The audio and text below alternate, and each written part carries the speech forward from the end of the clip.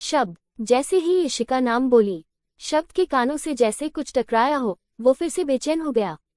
वो अपनी सीट से उठा और आगे बोला, ठीक है, आप सब जाकर अपना काम कीजिए। कहते ही शब्द वहां से जाने लगा कि तभी इशिका का दुपट्टा शब्द के हाथ की घड़ी में फंस गया और ठीक उसी वक्त उस हॉल की सारी लाइट जल गई। शब्द और इशिका आमने सामने थे। शब्द और इशिका दोनों ही एक दूसरे के सामने थे और एक दूसरे को ही देख रहे थे, जैसे दोनों एक दूसरे में खोसे गए हों। वही वहां खड़ी सभी लड़कियों की नज़र जैसे ही शब्द पर पड़ी, वे सभी पलकें झपकाना ही जैसे भूल गई थी। पायल ने भी इशिका और शब्द को देखा तो उसने अपने सिर पर हाथ से मार लिया। हो गया स्यापा, लगता है आज न्यू बॉस का पहला दिन हमारा आखिरी दिन बनने वाला है। कुछ कर पायल, कुछ कर, नहीं तो इशी कुछ गलत ना कर दे। पायल मन ही मन सोचने लगी। तभी उसी वक्त इशिका और शब्द को भी कल की बात याद हो आई थी। साथ ही इशिका को पायल का सॉरी कहना भी याद आ गया था कि वो जब भी उससे मिले उसे थप्पड़ के लिए सॉरी बोल दे। वो सोच ही रही थी कि शब्द की गुस्से से हाथ की मुट्ठी कस गई। वो बोला, हाउ डेयर यू, तुम्हारी हिम्मत कैसे हुई मेरे सामने आने की? शब्द ने गुस्से से कहा। तो इशिका थोड़ा डर गई, लेकिन फिर हिम्मत करके बोली, वो मैं आपको। लेकिन इसके आगे वो कुछ बोलती, इससे पहले ही शब्द ने दोबारा उसके दोनों बाह को पकड़कर उसे एकदम से अपने करीब ले आया, जिसे देख वहां खड़े सभी एम्प्लॉय हैरान रह गए। वही पायल तो अब भी शॉक में थी और वो मन ही मन बोली, आज तो पक्का हमारा आखिरी दिन है। पायल सोच ही रही थी कि शब्द फिर से एकदम गुस्से से बोला, चुप, एकदम चुप। मुझे यहाँ तुम्हारी कोई एक्सप्लेनेशन नहीं सुननी, अंडरस्टैंड? मुझे बस तुम इतना बताओ कि तुम यहाँ क्या कर रही हो। लेकिन इशिका कुछ नहीं बोलती, क्योंकि उसे बहुत दर्द हो रहा था, क्योंकि शब्द ने आज भी बहुत कसकर उसकी बाह को पकड़ा हुआ था। उसकी आंखों से आंसू निकलने लगे। आंसर मी डैम इट, शब्द ने गुस्से से इशिका की बाह को और कसकर पकड़ लिया। तभी पायल जल्दी से आगे आ गई और जल्दी से बोली, सर ये यहाँ जॉब करती है। ये सुनते ही शब्द ने एक झटके से उसकी बाह छोड़ दी और गुस्से से उसकी आंखों में देखने लगा, लेकिन वहां सिवाय आंसू के कुछ नहीं था, जिसे देख शब्द को खुद पर बहुत गुस्सा आया। उसने जल्दी से अपनी घड़ी में फंसी इशिका का दुपट्टा खींचा और गुस्से से बाहर चला गया। पायल ने जल्दी से इशिका को संभाल लिया और उसे अपने साथ बाहर ले आई। बाकी सब भी पीछे उस हॉल से बाहर आ गए और अपना अपना काम संभालने लगे। पायल ने इशिका को ले जाकर उसकी टेबल पर बैठाया और पियून काका से कहकर फर्स्ट एड बॉक्स मंगवाया। फिर वो इशिका की बाह पर दवाई लगाने लगी। वही शब्द अपने केबिन में बैठा एक फाइल चेक कर रहा था। तभी शब्द की नज़र अपने ग्लास वॉल से बाहर बैठी इशिका की टेबल पर पड़ी, जहां पर पायल बैठी इशिका की बाह पर दवाई लगाई रही थी, जिसकी जलन से इशिका की आंखों के कोनों से आंसू गिर रहे थे।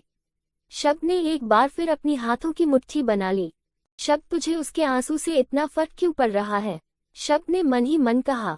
नहीं शब्द, तुझे उसके आंसू से कोई फर्क नहीं पड़ता। हाँ शब्द, मुझे उसके आंसुओं से कोई फर्क नहीं पड़ता, कहकर शब्द ने अपने हाथों की मुट्ठी खोल ली और फिर फाइल देखने लगा। शब्द का केबिन का दरवाजा खुला तो एक व्यक्ति अंदर आया और जाकर सीधा शब्द के सामने वाली चेयर पर बैठ गया। शब्द, तुझे कितना ढूंढा, पहले मैं तेरे ऑफिस गया था तो पता चला तूने मल्होत्रा कंस्ट्रक्शन खरीद ली है और यहाँ है, तो मैं यहाँ चला आया। यहाँ क्यों आया है राहुल? शब्द ने फाइल में साइन करते हुए पूछा और फाइल पर नजर गड़ाए रखी। क्या क्यों आया हूँ? तुझे लेने आया हूँ। चल घर चल, आज घर पर पार्टी है। दादी माँ ने खास तुझे लेने के लिए भेजा है और इंस्ट्रक्शन देकर भेजा है कि मुझे तुझे लेकर ही घर जाना है। तो चलो उठो, राहुल बोला और शब्द के पास आया। नो राहुल, अभी बहुत काम है। ये देख रहा है, ये सारी फाइल्स मुझे देखनी है और उस पर साइन भी करना है, तो मैं अभी घर नहीं चल सकता। हाँ पार्टी के टाइम आ जाऊंगा, शब्द ने कहा और दूसरी फाइल उठा ली। उसे देखने लगा। हाँ तो ये सब चेक करने का काम तेरा नहीं है, इस ऑफिस के लोगों का है, तो तू उनसे ये काम करवा और अब चल उठ। राहुल ने फाइल बंद की। तभी शब्द ने उसे घूर कर देखा, मगर तभी उसके चेहरे पर एक क्षीण सी मुस्कान आ गई। हाँ राहुल, तू शायद सही कह रहा है, ये काम मेरा नहीं है, मुझे तो सिर्फ इस पर साइन करना है। ये काम तो आज ही मेरी एक एम्प्लॉय करेगी, वो भी अभी, शब्द बोला और मुस्कुरा दिया। मतलब? राहुल आगे कुछ पूछता तब तक शब्द ने अपने टेबल पर रखा फोन उठाकर रिसेप्शन पर लगा दिया था। पियून को अंदर भेजो कहकर शब्द ने फोन रिसीवर पर वापस रख दिया। तभी पियून भी भागता हुआ केबिन के डोर पर नॉक करने लगा।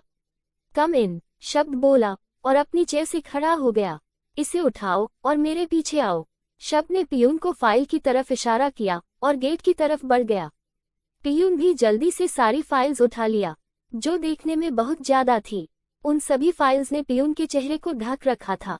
शब्द अपने केबिन से बाहर आया और उसके पीछे राहुल भी, और साथ में वो पियून भी था। शब्द इशिका के टेबल पर आकर खड़ा हुआ और बोला, सो मिस इशिका। शब्द की आवाज पर इशिका और पायल दोनों ही अपनी सीट से खड़ी हो गई। गुड, ये देखकर शब्द के चेहरे पर तिरछी मुस्कान आ गई। वो बोला, सो मिस इशिका, अगर तुम्हारा रोना धोना पूरा हो गया हो तो कुछ काम कर लिया जाए। ये कुछ फाइल्स है, इन्हें तुम्हें आज घर जाने से पहले पूरी तरह से चेक करनी है। करेक्शन को सही करना है और फिर सही करने के बाद सारी फाइल्स को आज ही मेरे घर तक भी लेकर आना है। Understand miss Ishika. इशिका ने जैसे ही सुना वो सोच में पड़ गई और फिर उन फाइल्स की ओर देखा तो उसकी आंखें बड़ी बड़ी हो गई। यही फाइल्स को देखकर पायल की भी हालत खराब हो गई। उधर राहुल के मन में तो कुछ और ही चलने लगा। ये शब्द को क्या हो गया?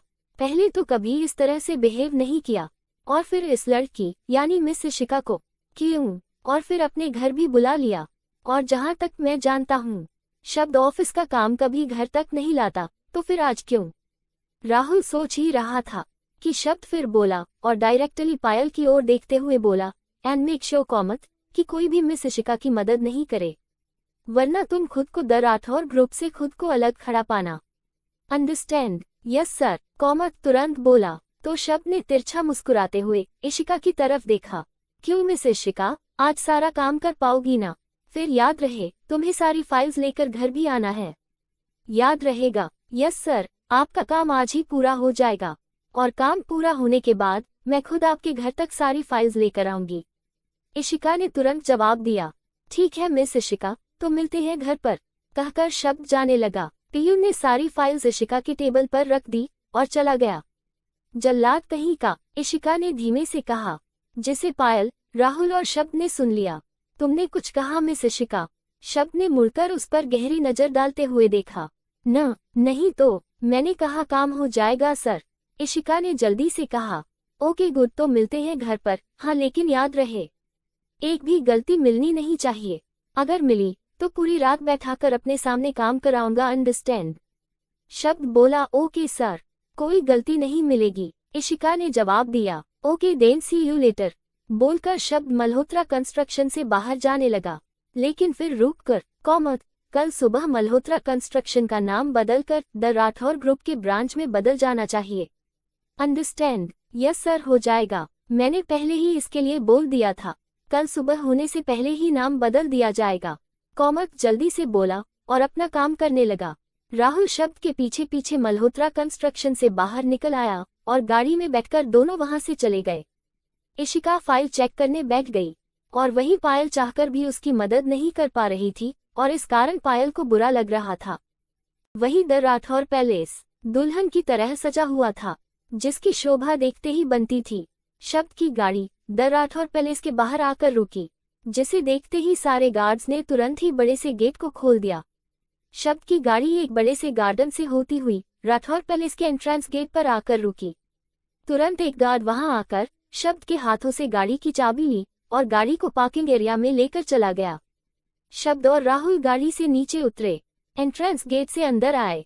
अंदर आकर देखा तो राठौर पैलेस अंदर से भी बहुत खूबसूरत लग रहा था। शब्द की दादी वहीं एक बड़े से चेयर पर बैठी हुई थी। सारे नौकर जल्दी जल्दी सारे काम निपटा रहे थे। शब्द की दादी के बगल में ही शब्द के पापा जगवंत राठौर भी बैठे हुए थे, जो उस वक्त फोन पर थे और बहुत गुस्से में थे। शब्द की दादी ने जैसे ही शब्द को देखा, उनका चेहरा खिल गया। शब्द, आप वहां क्यों खड़े हैं? यहाँ आइए, शब्द की दादी ने जैसे ही कहा। शब्द आकर उनके पैरों के नीचे जमीन पर बैठ गया। ऊपर बैठिए शब्द, आप नीचे क्यों? शब्द की दादी बोल ही रही थी कि शब्द बोला, आई एम सॉरी दादी माँ, कल मैं आपके घर बुलाने के बावजूद भी घर नहीं आया। कल सच में बहुत काम था। ऐसा कौन सा काम था तुम्हें? जरा हम भी तो सुने। आखिर तुम अपने ही ममेरे भाई रंजीत चौधरी को जेल भेजने के बाद भी पूरा नहीं कर पाए। जगवंत राठौर ने गुस्से से पूछा, जो अब फोन रख चुके थे। मिस्टर राठौर, रंजीत चौधरी मेरा भाई नहीं है। वो आपकी पत्नी मिसेज माया राठौर के भाई का बेटा है और मेरा उससे कोई रिश्ता नहीं है। शब्द ने गुस्से से कहा। शब्द, अपनी जबान संभाल कर मत भूलो, वो तुम्हारी माँ है। जगवंत जी गुस्से में खड़े हो चुके थे। मिस्टर राठौर, मेरा आपकी पत्नी मिसेज माया राठौर से कोई रिश्ता नहीं है। शब्द भी उनके बराबर में आकर खड़ा होता हुआ बोला। शब्द कहकर जगवंत जी का हाथ उठ गया था, जिसे शब्द की दादी ने रोक लिया। जगवंत, ये क्या कर रहे हैं आप? शब्द, अब बच्चे नहीं हैं जो आप उन पर हाथ उठाने चले हैं, शब्द की दादी गायत्री राठौर ने कहा। तो जगवंत राठौर गुस्से से वहां से अपने स्टडी रूम में चले गए। उनके जाने के बाद गायत्री जी ने शब्द से कहा, शब्द आप भी जाकर अपने कमरे में फ्रेश हो जाए। तब तक हम शीला से कहकर आपकी कॉफी भेजवाते हैं, और हाँ, जल्दी से तैयार भी हो जाएगा। कुछ ही देर में सारे गेस्ट आते ही होंगे। राहुल, आप भी जाए, जाकर तैयार हो जाए। जी दादी माँ, कहकर राहुल और शब्द अपने कमरे में चले गए। जैसे ही शब्द अपने कमरे में आया, उसने गुस्से से अपने रूम का दरवाजा बंद कर दिया, जिसकी आवाज नीचे तक गई। तब गायत्री जी ने पलटकर शब्द के रूम की तरफ देखा, जो बंद था। फिर पलटकर किचन में चली गई। वही शब्द को बार बार अपने और मिस्टर जगवंत राठौर के बीच की हुई बातें याद आ रही थी, जिससे वो अपना गुस्सा कंट्रोल नहीं कर पा रहा था। शब्द अपने कमरे की बालकनी में आया, फिर बालकनी का दरवाजा खोल बाहर चला गया। बाहर ठंडी ठंडी हवा चल रही थी, लेकिन उसे तब भी राहत नहीं मिल पा रही थी। क्यों मिस्टर राठौर, हर बार आप अपनी पत्नी को बीच में ले आते हो, जिससे मेरी नफरत आपके लिए और बढ़ जाती है, कहकर शब्द वॉशरूम चला गया और शॉवर लेने लगा। लेकिन शॉवर भी उसके गुस्से को शांत नहीं कर पा रहा था। शब्द फिर बाथरोब पहनकर वॉशरूम से बाहर आया और गुस्से से अपना पस निकालने लगा, लेकिन तभी वो पस नीचे गिर गया और उसमें से वही पायल निकलकर बाहर आ गई।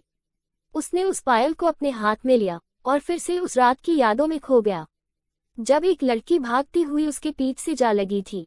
तभी उसके दिल की धड़कन तेज रफ्तार से दौड़ने लगी थी। एक अजीब सा एहसास उन दोनों को घेरने लगा था, मगर वो लड़की इतनी ज्यादा डरी हुई थी कि उसे छोड़ने का नाम ही नहीं ले रही थी। तभी उन लड़कों की आवाज उसके कानों से टकराए। ओह, तुम यहाँ हो जाने मन, कितना भगाया है तुमने हमें। चलो अब आ जाओ और अपना नाटक बंद करो, एंड यू लड़की को छोड़ और चल निकल यहाँ से। उन लड़कों की आवाज सुन शब्द का गुस्सा बढ़ गया। वो पलटा, लेकिन बहुत ज्यादा अंधेरा होने के कारण उसका चेहरा नहीं देख पाया, मगर फिर उसे अपने पीछे करके उन लड़कों को मारने लगा। लेकिन जब वो वापस पलटा, वो लड़की वहां नहीं थी। हर तरफ देखा, नहीं दिखी, लेकिन ये पायल जरूर मिल गई, जिसे शब्द ने अपनी जेब में रख लिया था। फिर शब्द ने अपनी आंखें खोल ली और बोला, मिस पायल, आपकी ओनर को मैंने बहुत ढूंढा, मगर आपकी ओनर मुझे नहीं मिली। मैं हर रात ये सोचकर उसी जगह पर जाता हूँ कि आपकी ओनर मुझे मिल जाएं, तो मैं आपको उन्हें लौटा सकूं, लेकिन वो नहीं मिलती, और पता नहीं क्यों आपसे मेरा एक रिश्ता बन गया है। तो अब मैं आपको आपके ओनर को कभी नहीं दूंगा, अब आप हमेशा मेरे पास रहेंगी, बोलकर शब्द मुस्कुरा दिया। शब्द जब भी गुस्से में होता था, ये पायल ही उसके गुस्से को हमेशा शांत कर देती थी, और इस पायल को देखते ही शब्द अपना सारा गुस्सा भूलकर शांत हो जाता था। फिर उसके बाद शब्द अपने क्लोजेट में चला गया और एक ब्राउन 3 पीस सूट निकालकर ले आया और तैयार होने लगा। वहीं ऑफिस में इशिका अभी भी फाइल चेक कर रही थी। ऑफिस टाइम भी ओवर हो चुका था। अब ऑफिस में कोमत, पायल और इशिका ही बचे हुए थे। पायल चाहकर भी इशिका की मदद नहीं कर पा रही थी, क्योंकि कोमत पायल को इशिका की मदद करने नहीं दे रहा था, जिससे पायल कोमत के ऊपर भड़की हुई थी। चल न इशी, देख 8:30 बज रहे हैं, छोड़ इसे कल कर लेना, पायल ने वो फाइल बंद करते हुए कहा। नहीं पायल, मुझे आज ही पूरा करना है। तो करना है, तू घर जा, अंकल को बोल देना मुझे देर हो जाएगी, अब तक 5 बार कॉल्स आ चुकी है उनकी। कहते हुए इशिका ने फाइल दोबारा खोल ली। नहीं, मैं तेरे साथ जाऊंगी, पायल ने जिद करते हुए कहा। नहीं पायल प्लीज तू जा, नहीं तो अंकल को चिंता होने लगेगी हम दोनों की, इशिका ने उसे मनाते हुए कहा। ठीक है, लेकिन काम खत्म करते ही फोन कर देना, मैं गाड़ी भेज दूंगी, पायल इशिका को समझाते हुए बोली। हाँ ठीक है, फोन कर दूंगी, और कोमत जी आप भी जाए। अब देखिए, यहाँ कोई भी नहीं है, तो मेरी कोई भी मदद नहीं करेगा, तो आपकी नौकरी भी नहीं जाएगी, तो आप जा सकते हैं। इशिका बोली और काम करने लगी। तो कोमक भी जाने लगा। लेकिन तभी इशिका ने कहा, कोमक जी मुझे शब्द सर के घर का एड्रेस तो दे दीजिए, ताकि मैं ये सारी फाइल्स उनके घर तक ले जा सकूं। जी अभी देता हूँ, कहकर कोमक ने शब्द के घर का एड्रेस इशिका को दे दिया और पायल के साथ चला गया। इशिका फाइल देखने लगी। उधर पार्टी अपने रुआब पर थी। सभी बड़े से बड़े बिजनेसमैन वहां मौजूद थे। वहीं पायल के पापा मिस्टर जगजीत रोवल भी मौजूद थे और ये बात पायल को भी पता नहीं थी। शब्द तैयार होकर नीचे आया तो सभी की आंखें उस पर ही जम गई। वहां मौजूद सारी लड़कियां अपनी पलकें तक झपका नहीं पा रही थी और वही सभी बिजनेसमैन भी बहुत खुश थे, क्योंकि वो आज यहाँ अपनी बेटियों के साथ आए थे। वही रुद्राक्ष भी बार काउंटर पर बैठकर ड्रिंक कर रहा था और उसे बहुत नशा भी चढ़ रहा था। लेकिन सभी लड़कियों के इस तरह से शब्द को देखने से उसे बहुत गुस्सा भी आ रहा था, क्योंकि यहाँ मौजूद सभी लड़कियों की नजरें बस शब्द के ऊपर ही थी। शब्द आइए यहाँ। तो शब्द की दादी ने शब्द को नीचे आते हुए देखा तो प्यार से उसे अपने पास बुलाया। जी दादी माँ, कहकर शब्द उनके पास चला आया। तभी राहुल भी तैयार होकर वहां आ चुका था। शब्द, ये पार्टी खास हमने आपके लिए रखी है, क्योंकि हम आपको किसी से मिलवाना चाहते हैं, आइए, कहकर गायत्री जी शब्द को अपने साथ ले जाने लगी। शब्द, ये मिसेज कपूर हैं, मेरी सहेली बीना की बहू। ये अपनी बेटी रूहानी का रिश्ता तुमसे जोड़ना चाहती हैं। गायत्री जी बोली, हाँ मिस्टर राठौर, मेरी बेटी रूहानी तुम्हें बहुत पसंद करती है और वो इस वक्त यहाँ मेरे साथ भी आई है, वो देखो, कहकर मिसेज कपूर एक तरफ इशारा करती हैं, मगर शब्द बिल्कुल भी उस तरफ नहीं देखता और फिर कहा, माफ कीजिएगा मिसेज कपूर, लेकिन मैं शादी में इंटरेस्टेड नहीं हूँ। एक्सक्यूज मी, कहकर शब्द वहां से चला गया। पीछे राहुल भी वहां से चला गया। हेलो मिस्टर राठौर, एक व्यक्ति ने जैसे ही शब्द को देखा तो वो उसे ग्रीट करते हुए उसे हाथ मिलाया। मिस्टर जायसवाल, कैसे हैं आप? शब्द ने उनसे हाथ मिलाते हुए कहा। जी हम तो बढ़िया है, बस एक समस्या सामने आकर खड़ी हो गई है, उसी को लेकर थोड़ा परेशान है। मिस्टर जायसवाल ने अपनी चिंता जताते हुए कहा। ओह कोई नहीं, मुझे आपकी समस्या पता है और यकीन मानिए मैं उसमें बहुत हद तक आपकी मदद कर सकता हूँ, लेकिन आगे आपको भी हमारे साथ बिजनेस में अपना 30% शेयर देना होगा। अगर आपको मंजूर हो तो मैं आपकी समस्या के बारे में सोच सकता हूँ। शब्द बोला तो राहुल ने धीरे से कहा, ये क्या कर रहा है शब्द, तुझे पता भी है जायसवाल ग्रुप कितने लॉस में चल रहा है, इससे तुझे भी कोई प्रॉफिट नहीं होने वाला। आई नो राहुल, बहुत अच्छे से पता है, बट तुम्हें ये नहीं पता जायसवाल ग्रुप के 30% शेयर हमारे लिए बहुत ही फायदेमंद साबित होने वाला है। शब्द ने कहा, मतलब? वो तुम्हें जल्द ही पता चल जाएगा राहुल। फिर मिस्टर जायसवाल के पास वापस आकर, सो मिस्टर जायसवाल, क्या सोचा है आपने? मुझे आपका सौदा मंजूर है मिस्टर राठौर, कल शाम तक 30% शेयर्स के पेपर्स आप तक पहुंच जाएंगे। मिस्टर जायसवाल ने वापस शब्द से हाथ मिलाते हुए कहा। तभी वहां माया राठौर भी आ गई। शब्द, हमें आपसे कुछ बात करनी थी, लेकिन मुझे आपसे कोई बात नहीं करनी मिसेज राठौर, सो आप जा सकती हैं। लेकिन माया ने इतना ही कहा था कि शब्द वहां से चला गया। उसके पीछे माया भी आ गई। शब्द, तुम प्लीज रंजीत को जेल से छुड़वा दो, माया ने जल्दी से कहा। तो शब्द ने बस 2 शब्द कहा, कभी नहीं, कहकर बार काउंटर पर चला गया।